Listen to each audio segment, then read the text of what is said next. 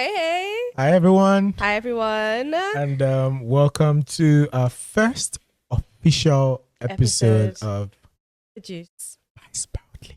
Vice Proudly. And I mean, this episode is particularly special, right? Because imagine our pilot episode, and we're talking about a lot of people basically shipped and raised us. Yeah. And we are just spotlighting the good, the bad, the funny, the ugly. I think there's a lot of ugly story there is to a lot of this particular persona. And so today we're basically focusing on teachers. I mean, really incredible people. Amazing. And building every day. And one of the things I've realized is that teaching is actually one of the toughest profession if you think about it. Really think about it. Yeah. Imagine having to be the first person that teaches a little child, or say to, I mean, these days, year-old kids actually go to school. And imagine teaching them how to hold a pencil, right? Yeah. And every of the thing that particular teacher must have taught is what we are today. So imagine the first person who taught you how to hold a pencil. And I don't think they're getting a lot of their flowers. They really are not, to be honest. They're not. They going on leave. Leave? Non-existent. I don't think I've ever heard of a teacher go to leave. You only hear a teacher falling ill. Yeah, they put in all the efforts. They come in, they don't leave when they're gone. And especially in Lagos.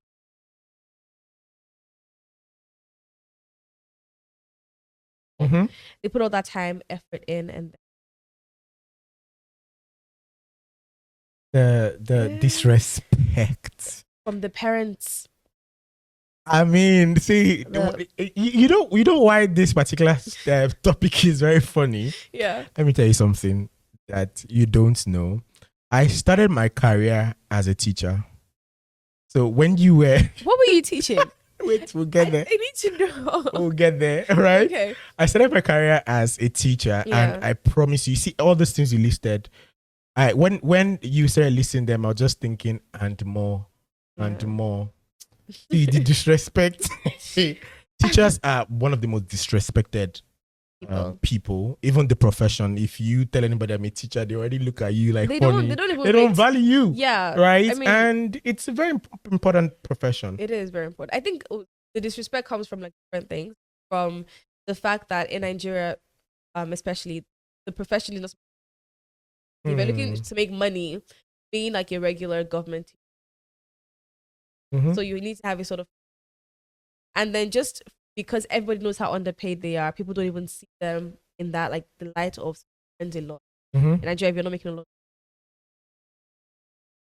I agree. And then the fact that they also have to bring themselves to their lowest of points for the kids. You cannot be proud as a teacher. Humble, gentle, and all these qualities coupled with their salaries. I have a nephew, and so when I go to his screaming at and talking, I would just being rude to them, no respect, no regard, just like, and blaming them for every little, realizing that much, and then they have that they need a particular amount to grow and learn well. So I just be nicer to teachers. They're putting in too much work for you to just treat them. I mean, I think we don't say that enough, right? And I mean, managing small human beings can be very... I became an auntie recently, and I'm not getting paid enough for the job. No, I'm not. I don't think they can pay me enough for the job. It is nobody prepared. You are not prepared for that. And as an aunt, you'd literally not seen them all the time. But these teachers would probably spend 3 out of 4. Funny enough, fun fact, the entire year. I live with my nephew and my niece. Oh my god! I know. Oh my god! Oh my god! I love them. If you're watching this, I love you. But you know, it can be a handful. Now imagine doing that for kids that are not even you know. And I saw a video. Not being nice to the child, and the mom. It was in the news. The child is a special needs child, and the mom put like a camera hair clip, and a child went to school on camera, you being slightly physically abused and everything, and then they were sued. The case is still, I think, wow, yeah, in the U.S. And then, people are like, oh yeah, but it's not their child. And that helps you also even realize for kids that are not theirs, a lot of teachers have to put in a certain kind of efforts to show more care to these. Yeah. And parents are not even. Yeah, and I agree. When we started this conversation, I talked about how I started my career as a teacher. I was out of secondary school. I mean, Nigeria is not the US. I think I was like 14, 15. Yeah, I finished secondary school really early. I mean, I grew up watching movies like High School Musical, where you see like fresh high school grads, they'll be getting jobs like in a very cool store. They could get maybe in a fashion store, and all of these things, opportunities existed for people who had a diploma. But for myself, during the period of my own sets, when you're in school, you call them sets. The only job basically available was you either go learn a handwork or you go teach. Right. And mind you, there is another part of this story I'm going to talk about very soon. Starting out as a teacher, I was a teacher both in the religious setting and in the social setting. Yes, in church. I was one of the children teachers. Right. I was an assistant children teacher. So I started off, that was in 2009, 2010. I started off as an assistant class teacher. And I think the salary then 6,000 naira. Let me tell you something. Now it was so bad that. What year was this? This was 2009. From September 2009 till I got into university. A year after I was teaching, and even between that I was also teaching. What like 6,000 at the time? Wait now, do you know that I don't take bikes? I reflect at those pictures and I wonder, or I now understand why I was so slim. I was so thin. And because every single morning go and come, I would basically walk about 15,000 steps. Because you can't afford to take a bike or to take a bus. So you see, most of the teachers, they trek. I'll give you that for free. They trek to work. And although teaching is one of the professions that they rarely ever look for, the ability is, will you be able to find the one that will pay you at least to survive? But there's an abundance of jobs when it comes to the teaching profession. That's what people don't. People don't like. There's an abundance of jobs now because somebody will do it now. Somebody will do it. So imagine, right? Yeah. Being paid 6,000. I have to feed, and the school I was interning then had a uniform policy. What's one thing you don't know? Oh, teachers wear uniforms. I promise you, they wear uniforms. There is even a roster. I don't know if they do it now, but many of the schools then would have like a roster. On Mondays, they could do pink and black. I hated those days, by the way. Or brown and black. You have to wear a brown shirt. You're color coding. I'm not kidding you. And so you have to, so me starting out, then I didn't have this color. So from that salary, every single month I have to squeeze out. You have like maybe 6 months to adhere to the uniform policy. And then you talk about parents taking teachers for granted. I could remember that school hours would close by 3:30 for those who have like an extra lesson. Although that extra lesson, that's how we basically make some bucks. I don't know if that's changed now. But then you still find some parents, they would abuse the 3:30 and they would stroll in by 7:30 with no apology. And you have to be there by 7:30. There was a time that I was in school till 9 p.m. How old was the child in question? It was a boy in, I think, primary 4 then, so he would be about 7 to 8 years old. No, parents need to do better, to be fair. It's crazy. It's crazy. I understand like having a busy work schedule, but you cannot leave it. He's not even up to 10. It's not up to 10. And do they give him provisions like food and other things to stay? So he has at the time, I think his dad was an optometrist. Right? Did I pronounce it well? I think he does something in that particular region. And he works in a very big hospital. And I think he was a single dad, so I could excuse that. But I'm just trying to shed some light in how far these teachers have to sacrifice. Now, imagine I'm at school till 9 p.m. and I'm expected to welcome kids into my class from 7 a.m. in the morning. Have to mark lesson notes. And I still have to do my marathon walk, the journey to Israel. You didn't add that part. Yes, oh, yeah, you need to do that. And then you need to gather yourself. I mean, there are sometimes parents would appreciate you. And I think parents should always appreciate teachers a lot. Taking care of your child is not easy. Being there, it's not easy. And most of these things are the things we recognize, right? I mean, if you go online right now, you'd see a lot of teachers, and I mean their voices are being drowned, right? Yeah. But if you go online, you see a lot of them teachers conversing and like talking on the internet. And this, you get into it. Yeah, the bites. Yeah, time for the bites. Yes. Time for community bites. This is one of my favorite parts of the entire pod. By the way, we have our community bites. We're going to be reading stories and just talking about people from their POVs, about their experiences on the internet. And today we have teachers. Yeah, and most importantly, one of the things that a community should know is that you can always send in stories to community@sproutly.africa. That's the email. And we would take our time at every sitting to basically read your bites, your comments. If you have any comments, stories, just let us know. So scrolling through the internet, I'm an avid internet user. I was able to find some very nice things. Okay. And I'm going to be reading like POVs and just things from teachers, country around. Yes, and I'm going to try to be as non-humorous as possible.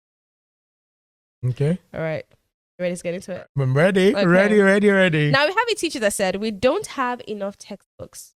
I now photocopy one textbook and share with 12 students. By the time it gets to the last person, it's already in. Now, I saw this one, I can relate. So for content, I went to a command school, secondary school. Oh, okay. I did.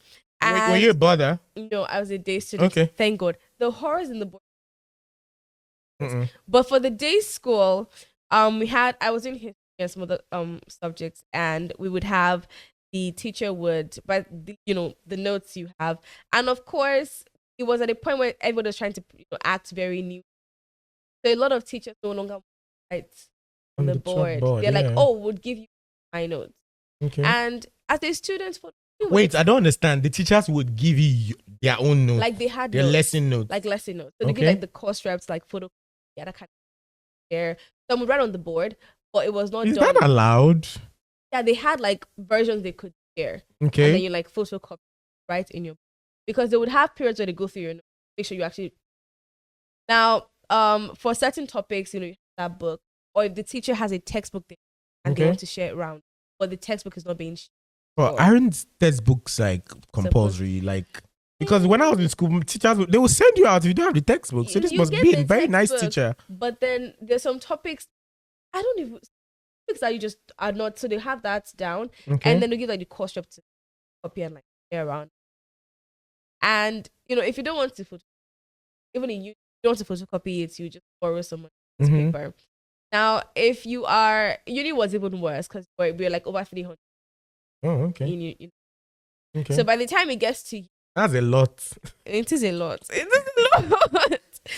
the time it gets to you, if you don't have the money to photocopy your own, you have to tell your friend to book a slot with the group that's with the paper, and then by the time it gets to you, saying that a very studious person went to correct the teacher's paper. Can you imagine? And then someone else's, and then that is called the adulterated version. You will now see oil somewhere. You're not going. It's just by the time it gets to,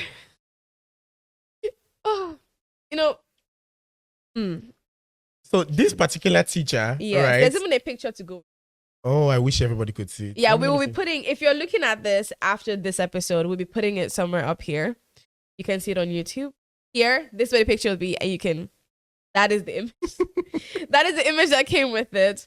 This looks like one of the scrolls that Apostle Peter left. It usually does. It would not have terrible. The staple pin that's falling off that you now have to hold together. But I must say this is a really good teacher because I didn't have this kind of experience, right? Where I didn't have it. I was lucky enough to get free textbooks from the government in Lagos, the government. I think my SS3. So there were some that they give for free, some that you had to buy it yourselves. Yeah. I think they give out the biology because sciences, give out the biology. chemistry, English, and the maths. And the others, you have to go purchase them yourself. I mean, then your teachers, when they come to the class, the first thing they'll ask, textbook or ID card? That's your ID card. Where is your textbook? Bring it. If you don't have, just we got textbooks as well. But for history, it was like a elective, and because my time was secondary school, very new, available. And then I have another story here. Okay.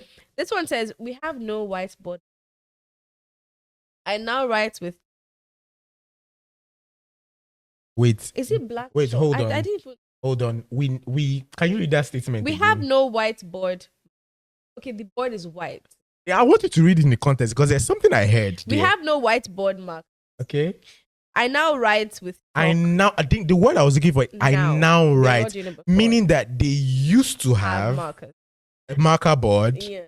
So they moved from 2020. When did they start using whiteboard marker? Probably 20 years ago. And then they moved back to the 80s. And then, please finish. And then I now write, and the kids in the front copy for the ones in the back. Okay. And management still says,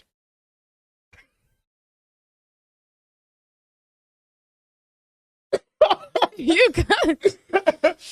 When you're talking about that, when you mentioned the kids in the front, you know what just came to my head? Wait. There's something I want to tell you. What? When you sit in front, especially the days of the marker board, because I think we stopped using marker board when I was like in SS1. That's when we stopped using in my own school. We started using marker board. But the students will be the ones to contribute the marker. Oh, yeah. As punishment, they'll tell you to bring markers to school. Let's not even go there. And tissue paper. But we're not going back. I think kids these days are really enjoying, but there's no problem.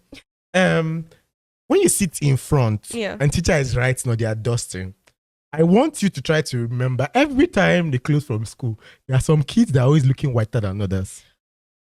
If you look at their eyelids, because of the dusty. I was always white. I was short-sighted, so it meant that. You'd be like, no, I'm even still short-sighted. So I was always like in front. When you have the front row seat, right? I am always after the front row seat, or would like to say before the front row seat. So I am the one basically leading the flock. My eyesight was so terrible. I wasn't using glasses at the time. That was the only way I could see. Right. And now when you now mentioned when kids sitting in front and chalkboard, the only thing that came to my mind was remembering how maybe it was even the chalk self that damaged the eye. Over time. Over time, right? Yeah. But I remember then my hair would be so white, my bag. I was literally Mr. Chalk. I think the crazy part in my school, after like secondary school, so in our school, teachers don't have the best writing. And the marker is like a pen. Mm-hmm. So if they're scribbling, you cannot even if you're complaining about this. So now the problem with dictation when you're in my class, which is like arts and arts, is when you collect a note from and the person is from the nation of, but the teacher said formation. Oh. Dictation. The sad reality. And you are taking the rest of the exam. That's what you've been. Yes. People that were failing and complaining because the notes they were writing were not even correct. The teacher doesn't know. They're just dictating them. So like chalkboard, marker board, dictate. Why were they dictating their notes? Is it that the marker finished in school? No, in secondary school, dictation were like very. No, I feel like that dictation thing is a scam. It's a scam. They are trying it might not even be lazy, it might be that marker has finished. No, we had markers. My own is that we don't have marker. They used to punish us. Because when we finish, when they bring the marker, yes, principal will go and keep it. Why did they do? I don't know. Please, if you ask me, who will I ask? They made us bring markers. I know, but we're not shading teachers. We're not shading anybody. We understand the plight. But the thing about this chalk is that, jokes aside, if by 2026 we still have schools that use chalk, I think there needs to be a major intervention. How can we talk about advancing AI for education, talk about most of these things, when some people are still in hundreds? Now look at it. The chalk. How are we even sure it's not about the healthy. health? Yeah. For the teachers especially. I feel, imagine being a teacher for 10 years, 5 years, and you're writing chalk every single day. And you might be teaching more than one classroom. So you're like writing on the board for class A, 2 hours. Class B, you have 2 hours. You have hours, 5 hours in a day, you're inhaling chalk. Cleaning, writing, the tiny specks of the dust. And considering the salaries and their schedules, we don't think they have healthy lunches. How much time do they get? Are we talking about healthy lunches? Did they even have healthcare? Okay. Let me go back to the whole teaching. And mind you, I said it that we are not playing here. This is jokes aside. Any school that is still using a marker board, I think we need to set up a GoFundMe for them. There needs to be a revolution. At least let's move them from archaic to semi-technology. Yeah. I mean, for the health, even the markers too are no longer safe. Even inhaling such things, right? Speaking of healthcare, speaking of technology, I think one of the really cool things now that we've done at Sproutly basically is introducing introducing really, really cool stuff. Really, do you understand, for the educators? Yeah. And since this is this particular episode is about educators and about the teachers, I think this is the best platform to actually talk about that particular benefit. Talk about health, talked about access to technology or something that works. Yeah. I mean, if we were to play globally on the AI scale, AI landscape, there needs to be a strategic shift in the operational corridor of how educators disseminate information. An example is an initiative that we have in Sproutly. First off, we are launching by next Friday. Yes, we are launching our payroll services exclusively for teachers, and it comes with a lot of benefits. Imagine getting paid and you're also taking a lot of extra home. So talking about technology, right? So we introduced something. You want to yes, I would love to teacher laptop program, actually. It is one of my favorite things to talk about. Okay, so we have the teacher's laptop financing program at Sprout by Sproutly for educators, for teachers, and I'm going to break it down in the most simple way possible, right? We've talked about a lot of things here, myself and Pierre, and one of the biggest issues we have talked about here, one of the most pressing ones, it's very important. And when I say healthcare, you're probably asking, what does that have to do with a laptop financing program? As Sproutly, we are now enabling, facilitating, making it possible, creating a stage, a platform for 1 million Nigerian teachers to own laptops. That means 1 million laptops for Nigerian teachers. If you're an educator, you're a teacher, you qualify for the program. And it not just allows you access a laptop that you get immediately once you're approved, and then you apply for a subscription plan that allows you to pay for the laptop over the course of how many months?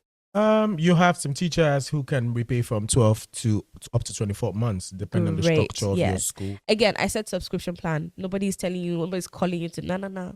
Your NEPA bill, your Netflix, your Spotify, the way you pay for that is how you pay for this. The laptop is yours to own immediately, and then you get to, apply for the subscription plan. It doesn't just come as a laptop alone. No. Yes, you get the laptop. What else do you get? You get health insurance. You get up to 180 gigabyte worth of data in partnership with MTN. And then you get an MTN MiFi. MiFi. What kind of deal is this? We're trying to ensure that these teachers are moved to digital excellence. Your laptop, don't worry. I know you're probably saying, oh, what if something happens to my laptop? It comes with insurance for your laptop as well. We are insuring you, your device, giving you free MTN internet. I don't think you even know how much data that is. That is a lot. That is a lot of data. Whole year as a teacher. Yes. And it's for free when you apply and when you get the laptop. And I think one of my favorite parts about this program, people have been asking, is it mine to own? Yes. The laptop is yours to own. Totally. Yes. Totally. Once you start, you can use it for anything. For lesson notes, for side hustles. I think that side hustle part is like unlocking. Imagine. I've spoken to some educators. Yeah. I don't know why this just got me all riled up. I've spoken to some educators, and guys, if you don't know what is happening, I know some people who make over $1 million on side hustle just taking lessons online. right? And that is what access to do. On a normal day, how much a teacher has been paid? Over 70% of them, right, earn below 100,000. They do, right? Yeah. And how are you able to afford to pay rent, feed, healthcare, and then be able to now own a digital device? It was a dream that was far-fetched. It was a remote dream to some teachers, to so many teachers, and we're really happy that we're doing this. We're so happy, and we can bring this to. We're also using the opportunity to say that for all the schools that participate in the program, for instance, parents, you can speak to your school. They can go into the laptop financing program, where even the students can actually get these laptops. Yes, through the program. Yes, cool. It's for the entire ecosystem, but we need to start with the teachers. I mean, I was telling you that my first career was as a teacher, and my first career being as a teacher meant that I had to write lesson notes. I even asked you about that. I was like, how do you do the notes with higher education, my sister? You write. And you know what happens with the writing? When you finish writing, you still submit it to head of school. That's a wait, they'll mark it though.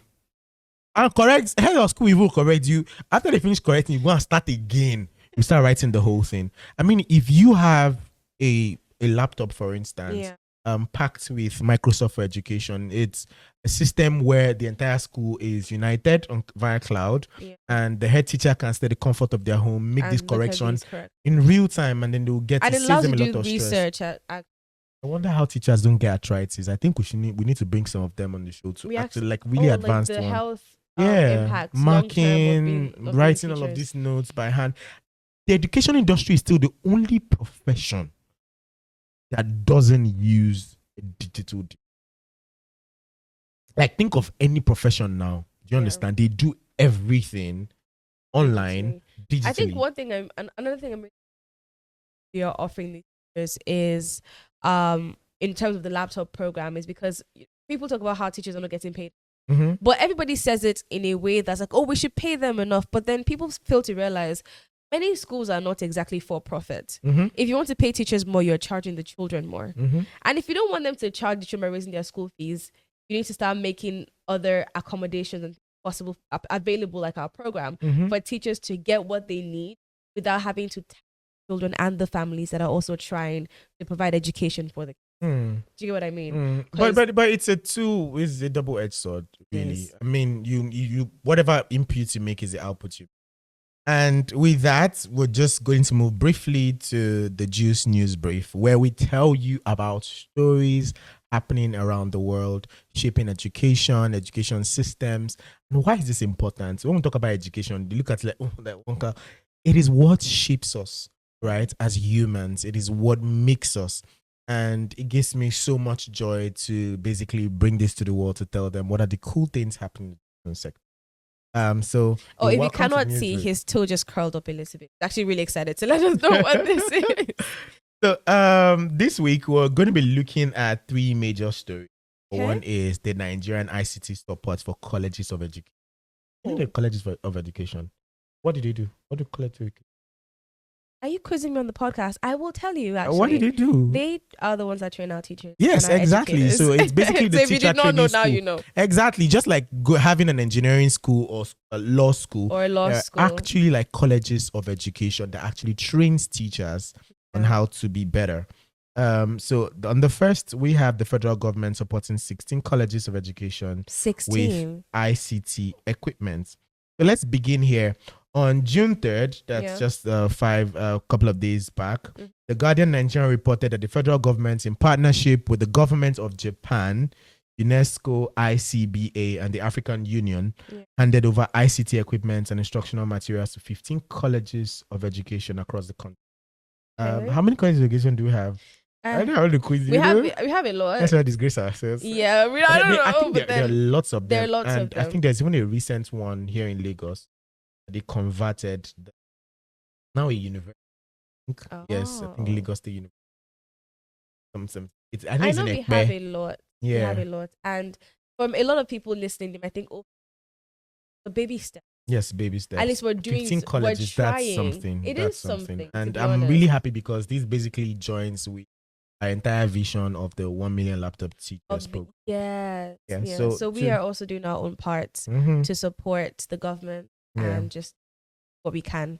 So according to the news brief, it says that the support included laptops, tablets, desktop computers, smart boards, projectors, printers, and backup hard drive. While this is not enough to close the digital gap in teacher training, I believe it's an important step in the right direction.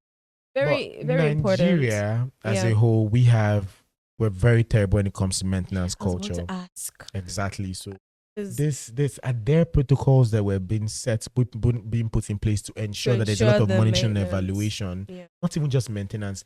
How beneficial is this? What is the impact like for these teachers, for these educators, right? For these learners? And is there a way to keep track of exactly how it's being used? Or it's, I don't know. We'll find out. We'll know the long and short of this. On the second news, it says e-learning Africa 2026, the African digital education future. So on the continental stage, the 19th edition of the e-learning Africa took place on that same June 3rd to 5th, 2026 in Accra, Ghana, hosted or co-hosted by Ghana Ministry of Education. The conference brought together policymakers, educators, investors, development partners, innovators, and edtech builders to discuss digital education, skill development, training, and technology supported across Africa. For us, this is really interesting because Africa is trying to take shape, and I've seen so many foundations like the Bill and Melinda Gates Foundation, MasterCard Foundation, yes, EdTech Fellowship. They do a lot in either investing in community, investing in businesses, even recently, and we're part of it, right? Yeah, we have been a part of it. Recently, we attended the event. Did we attend? Are you speaking about the NAPS event or the MasterCard EdTech Fellowship event? We were at both. Okay. And then I think one thing I've been happy about doing, or that we have been doing, is being a part of.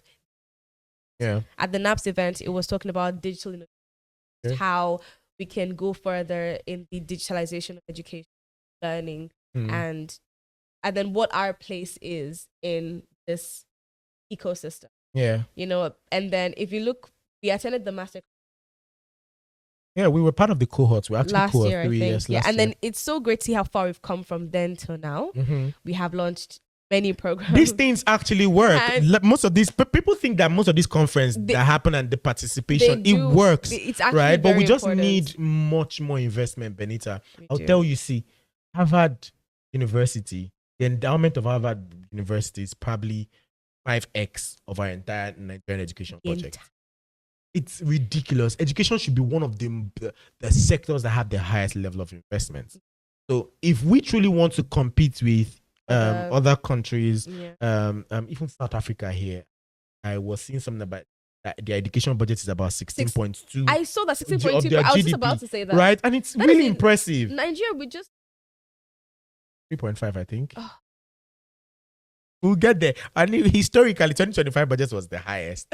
All right. Baby steps. Baby steps. But it also takes like the private sector to come in together and see how something that actually made us. We started this podcast. I talked about what actually shaped us, made us into. If you have big time CEOs, everybody tries to do something in terms of CSR, but it's more than that. We need private sector participation to ensure actively support the government. Yeah, because education is expensive.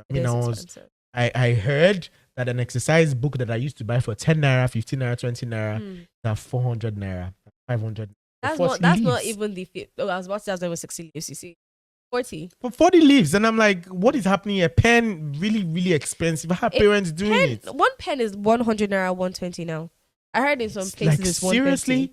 I bought big for 10 naira. I used to be 20 naira. The highest I spent was 20 naira. And I was already in the senior secondary school. And it's you would think that with the way education is becoming more expensive, the state of things getting better to allow people afford. You would think that. Well, and that's why I'm really thankful for the Nigerian Tax Act of 2025 and how it's basically taxation from education. From majority of the items that comes to education. Yes, I think the important one. The third one. We did talk about that in our Sproutly Insights.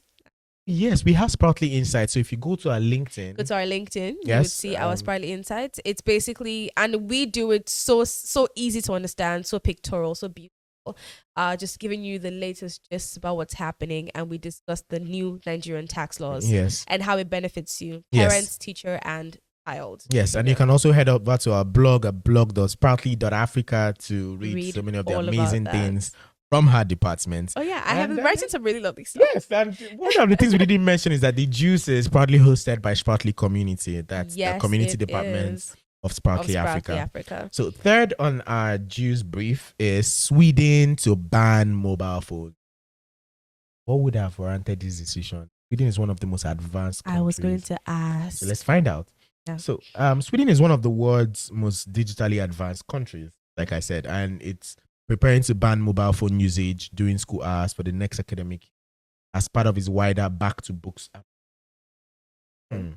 Okay. Nice. Sweden has long been seen as a leader in digital adoption, including how education is now rethinking the level of screen exposure for children should have in classrooms.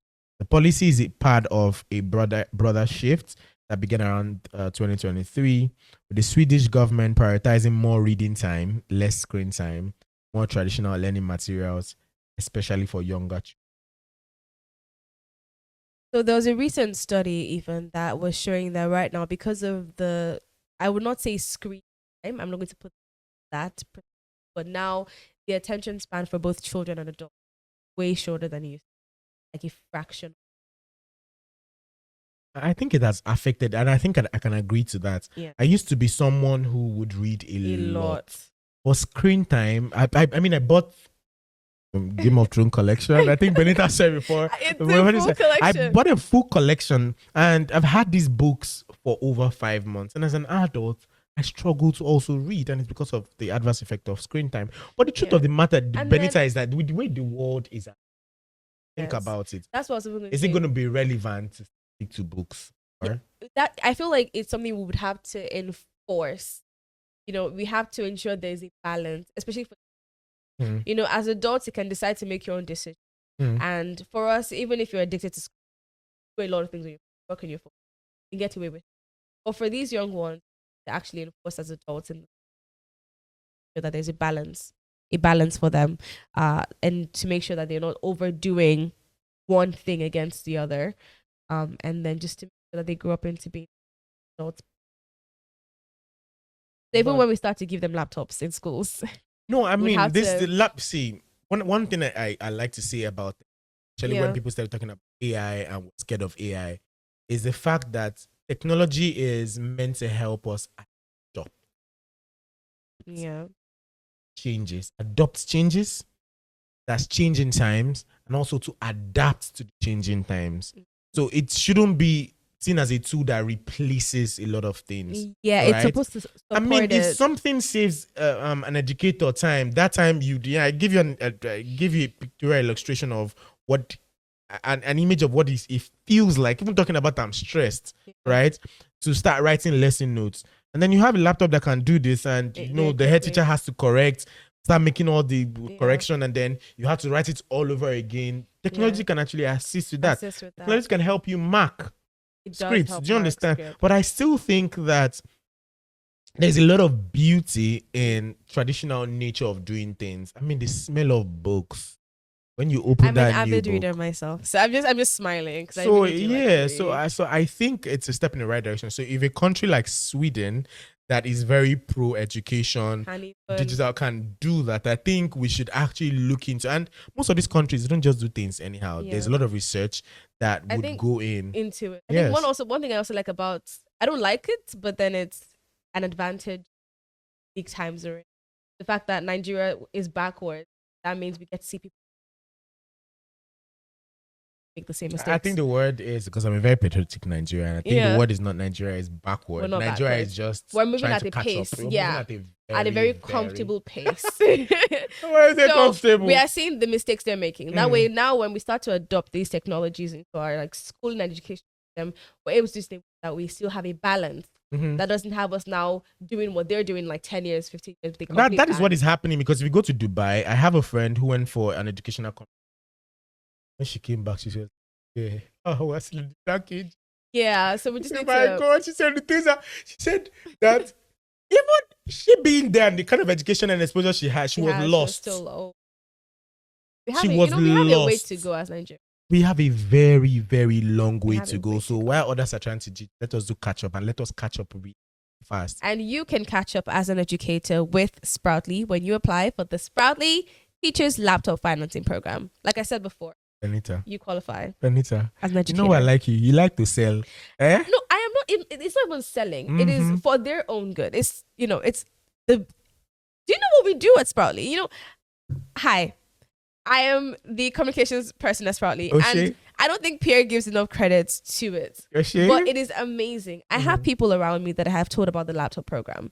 By the way, I have like 3 people that are waiting to apply. Right? I mentioned to a lady that we have the laptop program for teachers. When you apply as a teacher or an educator, you get not just a laptop. You are on a subscription plan that allows you pay back conveniently. Like nobody's digging into your salary. It is so convenient that you might even forget. It's automated. So just think about every single month, right? Even before your salary hits you, already have paid for data. You have paid for health insurance that covers you, that ensures that all the exposure you have to tropical illnesses. See, let me even talk about tropical illness just a little bit, Benita. You should. Now, do you know that in our last live episode, I talked about time when I was in Abuja and I went for my regular 10-kilometer run, and I went into a pharmacy because I was having slight headache to buy paracetamol, Panadol, and they told me it was like 4,000 naira a sachet. I was shocked. Now, teachers, educators, right, even in the administrative staff are mostly, especially the ones that the kids got into year 12, SS3 commonly known. They are very, they are basically pre-exposed tropical illnesses such as common cold, malaria, typhoid, regular thing for them. And the stress they're under. The cost of antibiotics and not having health insurance. So from the meager salary they're spending on this. If you're on that, we're covering all of that for you. And thanks to our partners, number one, MTN, who came in and were like, okay, we want to be part of this digital change. HP and Hewlett Packard coming in and saying, okay, we need to deliver this. We want to be a very big part of this. And most importantly, to the health insurance, AXA and SAD, wide coverage across Nigeria. So for every teacher, do not worry about going to the hospital. AXA and SAD is basically and MTN is with you everywhere you go. And, this brings us to the end of the Juice podcast for episode 1. Sir. Well, what do we tell the people? First, we tell them that if you're not already following us on social media, what are you? Yes. Where are you going? What are you doing? So you can find us on Instagram. We got our Instagram back. Yes. We did. So, Instagram did us dirty. They did. For more than 8 months, Benita. And all of a sudden, they decided to say, okay, these people, we need to pity you. Right? Yeah. We got our Instagram back, and our Instagram is Sproutly Africa. Sproutly Africa. Together. We have Sproutly Africa on LinkedIn, on Twitter, on YouTube, where you're probably watching this video. Yes, please. Follow us everywhere for everything you need. Yes. And we also have our community email where you can send in your bites, your comments, your requests, anything you want us to read out loud, or you want to say to Pierre or myself. You can always send it to our community email at Sproutly.Africa, but you start with community first because we're all about community. So send those messages, send those emails to community@Sproutly.Africa. And we will be seeing you in the next episode. Thank you. Yeah. Bye. And we don't have a lot of... Yes, we don't have a lot of... No, you always wanted us to always talk like this. Yeah. Okay, please, we need a phone for our BTS. You can mute anything. You can mute any comment.